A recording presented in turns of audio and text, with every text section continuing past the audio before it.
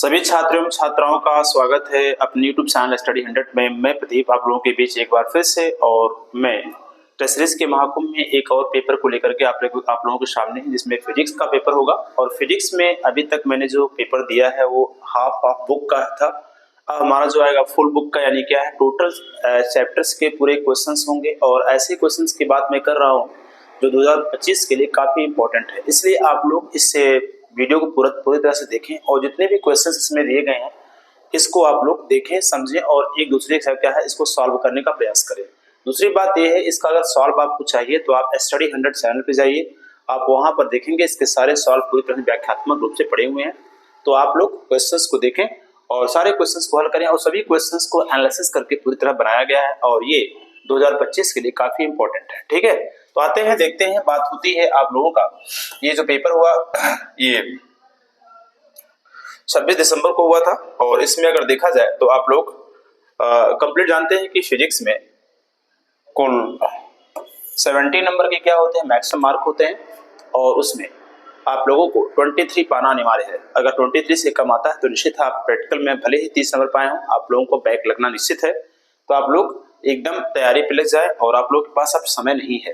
ठीक है, देखा जाए तो क्या होगा, सबसे पहले 6 क्वेश्चंस आप लोगों के क्या होते हैं, विकल्प होते हैं, और उस विकल्प को लेकर बात करेंगे। हालांकि यह टाइमिंग जो दिया गया है ये टाइमिंग हमारे कोचिंग संस्थान का है। हालांकि अगर देखा जाए तो आप लोगों की टाइमिंग जो होगी वो 3 घंटे कितनी होगी, 15 मिनट की होगी। कितनी होगी, 3 घंटे 15 मिनट की टाइमिंग पूरी होंगी। आप लोग पूरी तरह से इसमें आप लोगों को पेपर पूरा सॉल्व करना रहेगा। ठीक है, चलते हैं हम क्वेश्चन की ओर चलते हैं, देखते हैं क्वेश्चन क्या क्या हमारे पास है। देखो, सबसे पहले 6 विकल्प है, 6 विकल्प को लेकर के मैं बात करने वाला हूँ। देखो क्या है दिया गया, नंबर 1 यहाँ पर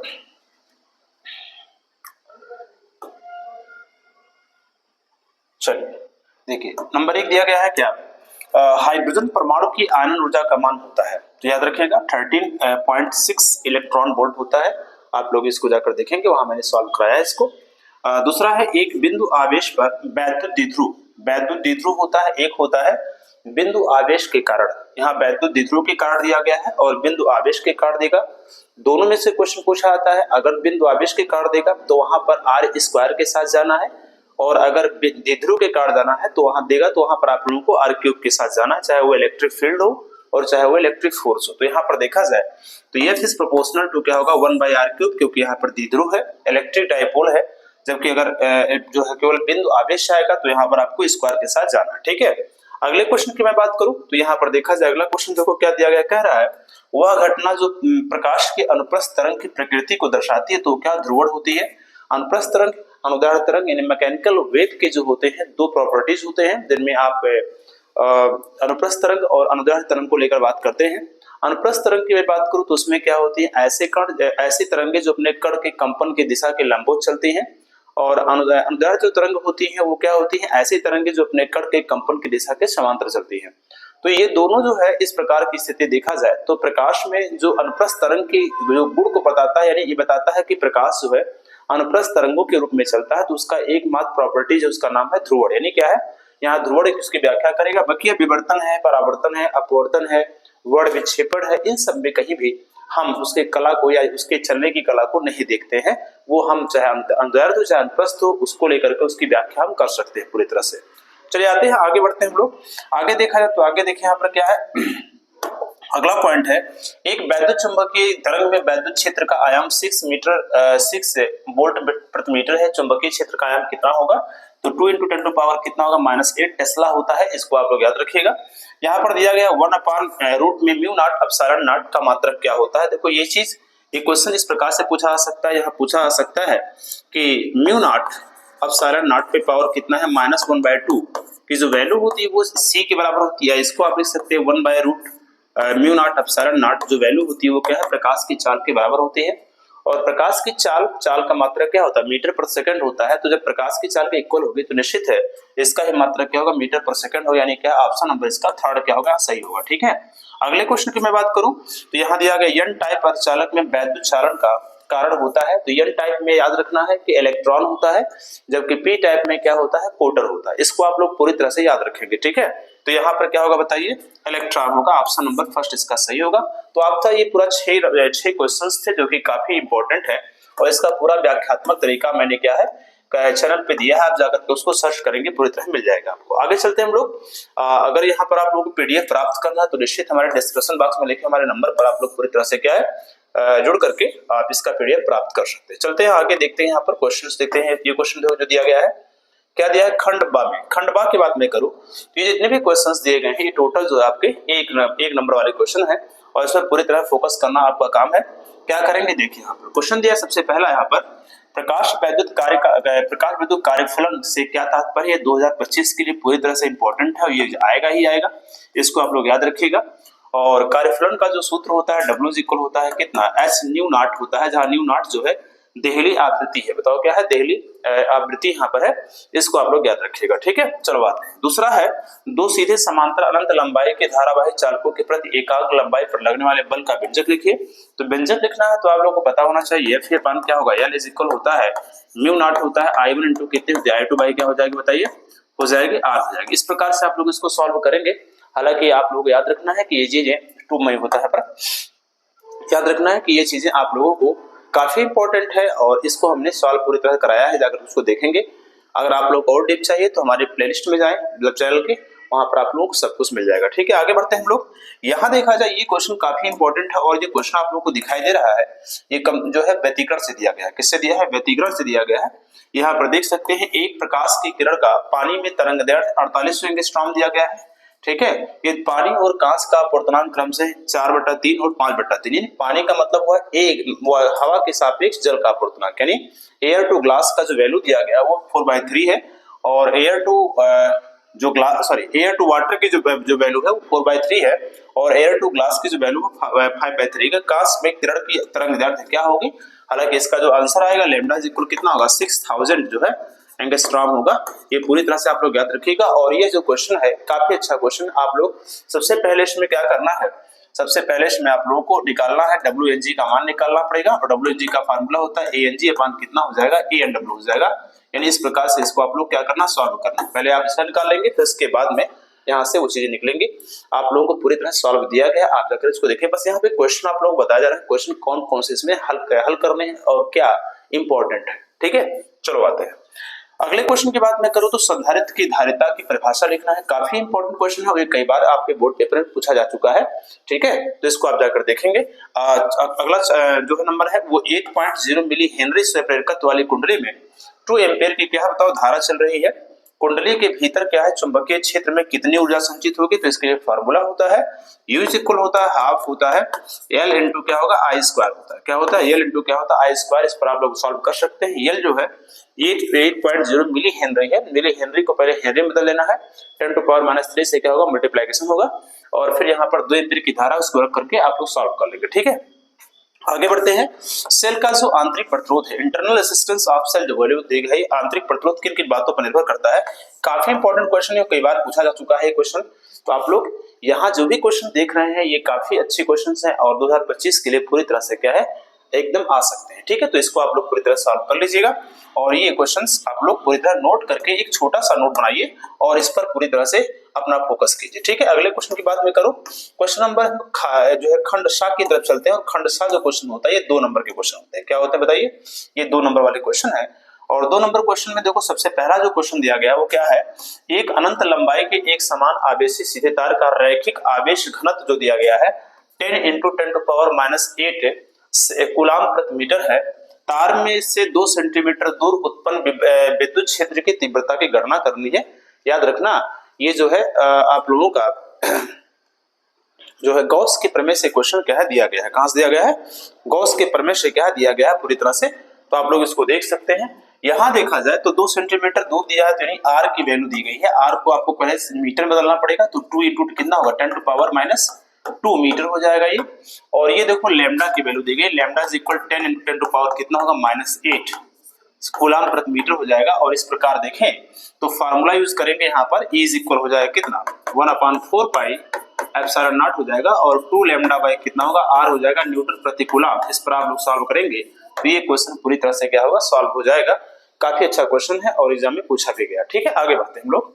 खा नंबर दिया है चुंबकीय द्विध्रुव आघूर्ण की परिभाषा दीजिए। चुंबकीय द्विध्रुव आघूर्ण सदिश राशि है या अदिश राशि है, एक बात याद रखना, जब भी फिजिक्स में आता है और कहीं आघूर्ण शब्द लगा हो, आघूर्ण शब्द अगर लगा हो तो हमेशा क्या होती है, सदिश राशियां होती हैं, उसमें अदिश राशियां का होने का कोई प्रश्न ही नहीं उठता है। तो याद रखना, चुंबकीय द्विध्रुव आघूर्ण हो, वैद्युत द्विध्रुव को आघूर्ण हो, बल आघूर्ण हो, कुछ भी दिया गया हो, तो ऐसा जो है जो शब्द जितने भी आते हैं फिजिक्स में वो टोटल जो होते हैं सदिश राशि के अंतर्गत आते हैं। ठीक है, तो ये चीजें आप लोग याद रखिएगा और इसकी परिभाषा हमने बताया है, जाकर उसको देख सकते हैं। आगे देखा जाए, सिद्ध कीजिए J is equal sigma into E, जहां पर J जो है धारा घनत्व है और सिग्मा जो है यहाँ पर विशिष्ट चालकता को लेकर के बात की गई है। तो इनके बीच में क्या है, आप लोगों को फार्मूला सॉल्व करना है और ये फार्मूला काफी इंपॉर्टेंट है, जो कि वैद्युत चालन से क्या है लिया गया है, आप लोगों को पता होना चाहिए। चैप्टर आप लोगों को पता है, देखो कोई भी क्वेश्चन है, अगर क्वेश्चन को आप समझ लेते हैं तो अगर क्वेश्चन समझ लिए तो आधा उसका आंसर आपको पता हो गया, बस आधे पर ही कि आपको मेहनत करना है।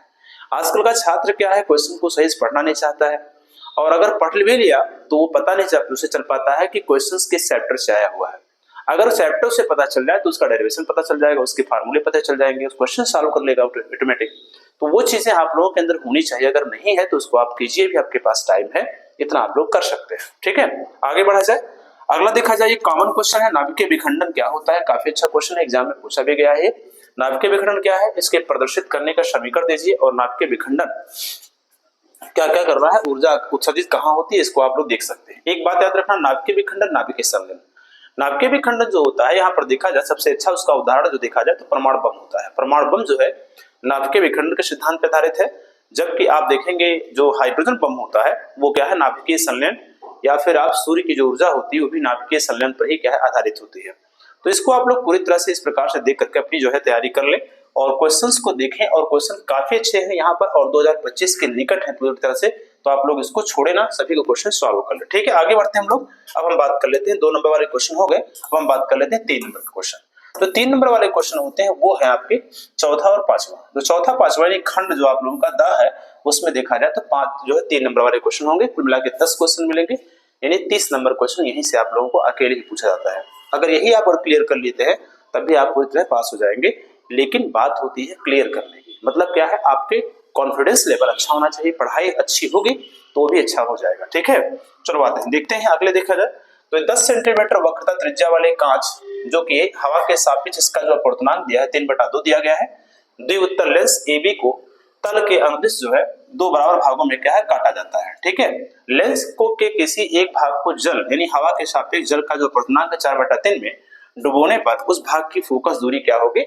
इसके लिए देखो फार्मूला, देखो ये सूत्र, पहली बात है यहाँ पर देखो, ये चलिए पहले आप इसको एक बार बना लीजिए फिगर इसका। तो फिगर बनाएंगे तो इस प्रकार से बनेगा, तो ये A और B हो गया, इसके अनुदिश क्या है काटी जा रही है। जब इसको यदि काटोगे लेंस को, तो लेंस को काटने पर देखो इस प्रकार से बनेगा, ये ऐसे हो सकता है या ये वाला पार्ट हो सकता है, यानी क्या है, ये समतल उत्तल लेंस की भांति क्या व्यवहार करना प्रारंभ कर देगा।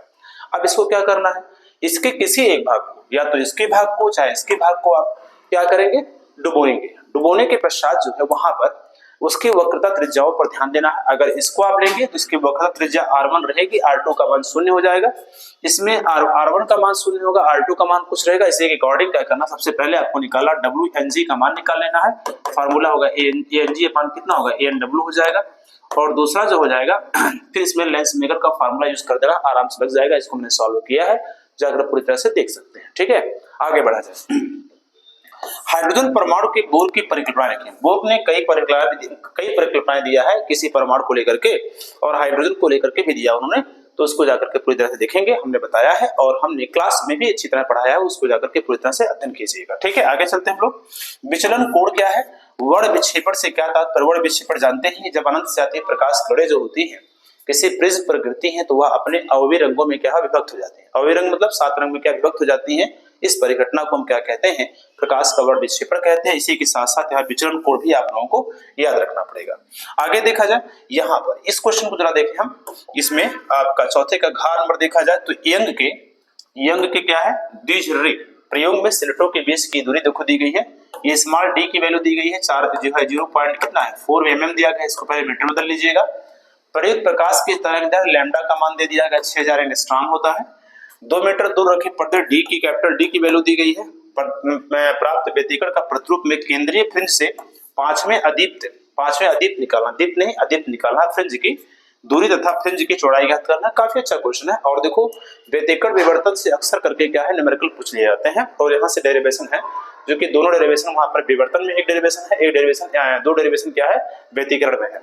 तो उसमें देखा जाए तो काफी इंपॉर्टेंट है व्यतिकरण विवर्तन। यहाँ से आप लोगों के 5 या 8 नंबर क्वेश्चन रहेंगे, तो इसको आप पूरी तरह से इन चैप्टर को अच्छी तरह से पढ़ लीजिएगा। ठीक है, चलो आते हैं अगली बात करते हैं। अगला हाइगेंस के द्वितीय तरंगाओं सिद्धांत के आधार पर परावर्तन की व्याख्या कीजिए। देखो हाइगेंस ने दो सिद्धांत दिया, एक परावर्तन का सिद्धांत दिया, एक अपवर्तन का सिद्धांत दिया, और दोनों सिद्धांत सातों सेटों में पूछे जाते हैं। याद रखिएगा, यहाँ से क्वेश्चन तरंगाग्र को लेकर के आता, छोटा क्वेश्चन तरंगाग्र होता है जिसे हम वेव फ्रंट कहते हैं, वो भी आप लोगों से पेपर में पूछा जा सकता है, तो आप लोग इसको भी देख लीजिएगा। ठीक है, तो ये काफी इंपॉर्टेंट है। परावर्तन अपवर्तन 100% श्योर है कि ये 2025 में आएगा ही, और हर साल पूछा जा रहा है, तो ये कॉमन क्वेश्चन, उसमें कोई दिक्कत ही नहीं है, आप लोग इसको जानते भी होंगे। ठीक है, चलो आते हैं अगले क्वेश्चन की बात मैं करता हूं। अगला क्वेश्चन देखो यहाँ पर क्या है, प्रश्न नंबर 5 को लेकर बात करो तो प्रश्न नंबर 5 क्या है, किसी वैद्युत द्विध्रुव के कारण अच्छी स्थिति, देखो अच्छी स्थिति भी होता है, निरक्षीय स्थिति होता है, किसी बिंदु पर होता है, ऐसे फार्मूले आप लोगों को मिलेंगे, पहले चैप्टर से फार्मूला लिया गया है। ठीक है, किसी वैद्युत द्विध्रुव के कारण अच्छी स्थिति में किसी बिंदु पर वैद्युत क्षेत्र की तीव्रता का क्या व्यंजक प्राप्त करना है। काफी अच्छा क्वेश्चन, आप लोग जानते भी होंगे। इज इक्वल होता है 1/4 पाई अपसारण नॉट होता है 2 पी का अपन कितना होता है r क्यूब होता है। ये चीजें न्यूटन प्रति क्या है कूलम होता है, ये चीजें आप लोग याद रख सकते हैं। और ये काफी अच्छा क्या है फार्मूला है, व्यंजक है, इसको आप लोग पूरी तरह सॉल्व कर लीजिएगा। ठीक है, अगला देखा जाए स्वप्रेरकत्व की परिभाषा दीजिए। काफी अच्छा क्वेश्चन है, इसका भी स्वप्रेरकत्व गुणांक भी पूछा जाता है एग्जाम में। इसमें लंबी प्रणालिका के साथ साथ एक होता है समतल कुंडली भी होता है। क्या होता है बताओ, समतल कुंडली का स्वप्रेरकत्व। दोनों को आप लोग पूरी तरह से तैयार कर रखिएगा, और इससे संबंधित जितने भी न्यूमेरिकल है इसको भी आप लोग तैयार कर लीजिएगा। ठीक है, काफी अच्छा क्वेश्चन है, इसको मैंने सॉल्व करवाया, देख लीजिएगा आप लोग। अगला है मैक्सवेल का विद्युत चुंबकीय तरंग सिद्धांत। काफी अच्छा क्वेश्चन है, विद्युत चुंबकीय तरंग सिद्धांत के साथ साथ इनका फोटॉन की अभिलक्षण भी पूछा जाता है, इसको भी आप लोग देख लेंगे साथ साथ लगे हाथ। और साथ साथ विद्युत चुंबकीय स्पेक्ट्रम को लेकर के भी बात होती है, जिसमें गामा से लेकर के कहां अवरक्त किरणों तक का जो प्रसार दिया गया है उसको भी आप लोग थोड़ा सा समझ लीजिएगा। ठीक है, चलो बात है संधारित्र दिया गया, संधारित्र के ऊर्जा घनत्व से क्या तात्पर्य है, ऊर्जा घनत्व किसे कहते हैं, और इसमें इसका व्यंजक प्राप्त करना, half epsilon not E square को लेकर के आप लोगों को सॉल्व करना, इसका सामान्य अर्थ भी समझाना, यहाँ पर कौन कौन क्या है। एप्सिलॉन नॉट आप जानते हैं निर्वात और आय की वैद्युतशीलता है, और ये जो है वैद्युत क्षेत्र की तीव्रता है। ये सब चीजें आप लोगों को पूरी तरह से बताया गया है। ठीक है, आगे चलते हैं हम लोग अगले पॉइंट की तरफ बढ़े। यहाँ देखा जाए 4 नंबर जो है, 4 नंबर क्वेश्चन भी एक न्यूमेरिकल है। न्यूमेरिकल में देखा जाए तो यहाँ पर एक चालक में 6.4 एम्पियर वैद्युत धारा प्रवाहित होती है। यदि चालक में मुक्त इलेक्ट्रॉनों की संख्या 8 × 10⁻24 प्रति मीटर हो जाए तो इसका अनुवन वेग क्या होगा, यानी बीडी की वैल्यू फाइंड करनी है। तो आप लोग पता होगा, यहाँ से क्वेश्चन आप लोग पूरी तरह सॉल्व कर सकते हो, कोई दिक्कत नहीं होने वाली है। ठीक है, चलो तो ये क्वेश्चन था। अभी आप इसको आप लोग क्या करें स्क्रीनशॉट ले सकते हैं। ये चौथा क्वेश्चन जो खंडता का, इतने क्वेश्चन यहाँ हो गए। ठीक है, इसके बाद में ये क्वेश्चन देख सकते हो, यहाँ से लेके 5वां क्वेश्चन स्टार्ट हो गया, और फिर 5 से लेकर के आप लोग को पूरा 5 का क्वेश्चन 5 नंबर, तो कुल 10 नंबर क्वेश्चन है, 10 क्वेश्चन है, 30 नंबर क्वेश्चन कंप्लीट हो गया। आगे देखते हैं 5 नंबर वाले क्वेश्चन की बात कर लेते हैं, खंडया। अब खंडया में देखा जाए प्रश्न नंबर 6 की बात में करूं, काफी अच्छा क्वेश्चन देखो आप लोगों को दिया। यहाँ पे सारे क्वेश्चन में 2 क्वेश्चन दिए रहेंगे, अथवा करके एक केवल करना रहेगा, 5 नंबर का प्रत्येक क्वेश्चन होता है। यहाँ देखिएगा, सिद्ध कीजिए कि बंद पृष्ठ से गुजरने वाले वैद्युत फ्लक्स फाई उस पृष्ठ द्वारा परिबद्ध कुल आवेश का 1/ε0 गुना होता है, जो कि क्या है गॉस के प्रमेय को सॉल्व करना है। अब गॉस का प्रमेय कहीं लिखा नहीं है, लेकिन गॉस का प्रमेय पूरी तरह से क्या दिया गया है, इसको आप लोग सॉल्व करना है। और गॉस का अनुप्रयोग भी 4 अनुप्रयोग है, 4 अनुप्रयोग को आप तैयार कर लीजिएगा, क्योंकि यहाँ से निश्चित है क्वेश्चन आप लोगों से डेरिवेशन के रूप में पूछा जाएगा। ठीक है, चलो आते हैं यहाँ देखा जाए। दूसरा है इसका अथवा करके, दोनों में से कोई आप देख सकते हैं। देखो एक अगर क्वेश्चन फर्स्ट पार्ट से, दूसरा सेकंड पार्ट से, निश्चित ऐसे रहेगा ही आप लोगों का। यहाँ देखो ये सेकंड पार्ट से दिया गया, यदि लेंस के दोनों ओर माध्यम क्या हो एक ही हो, तो पतले लेंस की फोकस दूरी के लिए अपवर्तनांक और वक्रता त्रिज्याओं के बीच में पदों में सूत्र ज्ञात करना। तो आप लोग पता होगा, इसका फार्मूला होता है 1/f इज इक्वल होता है n-1, और क्या बताइए 1/r1 माइनस कितना होता है 1/r2। आप लोग पता है लेंस मेकर सूत्र है, क्या बताओ लेंस मेकर फार्मूला है, और काफी इंपॉर्टेंट है जब दोनों माध्यम समान हो। यहाँ पर एक फार्मूला और होता है जब दोनों माध्यम भिन्न भिन्न हो, जो कि बोर्ड पेपर में वो चीजें नहीं पूछी जाती है। ठीक है, चलो बात है अगले बात करें हम लोग, अगले क्वेश्चन की तरफ चले। देखो ध्यान से, यहाँ देखा जाए ये दिया गया है 7वां नंबर, कह रहा है परिपथ के वैद्युत परिपथ के लिए किरचॉफ के नियमों का उल्लेख कीजिए तथा उसकी सहायता से हुड स्टील सेतु को क्या करना, संतुलित करने का सूत्र व्युत्पत्ति करनी है। यानी क्या है, आप जानते हैं व्हीटस्टोन जो ब्रिज है वो किरचॉफ के सेकंड लॉ पर क्या है आधारित है और उसी पर वो चीज दिया गया है। तो आप लोग किरचॉफ के नियम, जब ऐसा क्वेश्चन पूछा जाएगा कि किरचॉफ के नियम की सहायता से व्हीटस्टोन का ब्रिज निकालना है, तो केवल किरचॉफ के नियम को लिख देना, उसको आपको विस्तार नहीं करना, विस्तार केवल व्हीटस्टोन को करना है। लेकिन जब एग्जाम में किरचॉफ का नियम आएगा तो उसको आपको विस्तार करना रहेगा। तो एग्जाम में फिक्स है कि व्हीटस्टोन किरचॉफ आने वाले हैं और यहाँ से या तो न्यूमेरिकल आपसे पूछा जाएगा। ठीक है, तो इसको आप लोग पूरी तरह तैयार करिएगा। ठीक है, आगे बढ़ते हैं हम लोग। संयुक्त सूक्ष्मदर्शी कंपाउंड माइक्रोस्कोप का नामांकित किरण आरेख बनाइए तथा इसकी आवर्धन क्षमता से सूत्र स्थापित कीजिए। काफी अच्छा क्वेश्चन है, बहुत बढ़िया क्वेश्चन है। इसमें कंपाउंड माइक्रोस्कोप होता है, एक होता है टेलीस्कोप, यानी संयुक्त सूक्ष्मदर्शी और क्या होता है खगोलीय दूरदर्शी। दोनों आप लोग तैयार रखिएगा, सातों सेटों में कहीं ना कहीं यहाँ से पूछा जाएगा और इसका न्यूमेरिकल भी आप लोग तैयार कर लीजिएगा। आगे देखते हैं, बायो-सेवर्ट के नियम को लेकर देख सकते हैं। देखिए, जिस प्रकार से गॉस का प्रमेय उसी प्रकार बायो-सेवर्ट का नियम भी है। उसी प्रकार से क्या होता है बायो-सेवर्ट का नियम भी है और बायो-सेवर्ट के नियम की सहायता से कुंडली के अक्ष पर चुंबकीय क्षेत्र की व्यंजक प्राप्त करना है। और यहाँ पर पीएन संधि डायोड, देखो पीएन संधि डायोड का एक होता है अर्ध तरंगदृष्टिकारी और एक होता है पूर्ण तरंगदृष्टिकारी, एक होता है अग्रदिशिक के रूप में, एक होता है पश्चदिशिक के रूप में। चार फार्मूले मतलब नहीं है, चार पूरी परिभाषा उसकी कार्यविधि है, उसको आप लोगों को तैयार रखना बहुत जरूरी है और सातों सेटों में पूछा जाता है। इसको आप अनसॉल्व पेपर से निकाल के देखेंगे तो कॉमन क्वेश्चन के रूप में आप लोगों को मिलता हुआ दिखाई देगा। ठीक है, आगे देखते हैं, प्रश्न नंबर 9 को लेकर चलते हैं। लास्ट क्वेश्चन जो हमारा है, इसमें देखा जाए तो आप लोग देख सकते हैं इसमें क्या है, एक व्यतिकरण का देखो डेरिवेशन दिया गया है। यंग के व्यतिकरण प्रयोग में दो समांतर सिलिंडरों के बीच की दूरी डी तथा उनके पर्दे के बीच की दूरी कैपिटल डी है।